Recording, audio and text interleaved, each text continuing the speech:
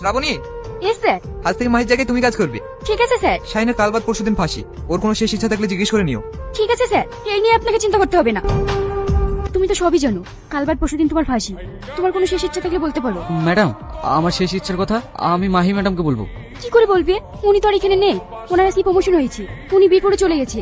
তাহলে যে আমাকে যা বলার আমাকে বলো, ওনার জায়গায় আমি আছি।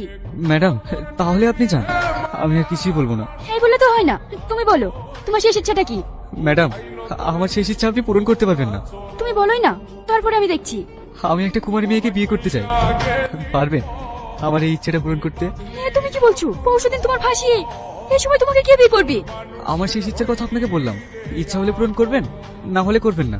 ঠিক আছে, আমি দেখছি কি করা যায়। এটা অসম্ভব চাও স্যার, এটা কখনো হয়? হ্যাঁ স্যার, কাল কি তার ফাঁসি, আজকে তাকে কে বিয়ে করবে? চুপ করো তোমরা।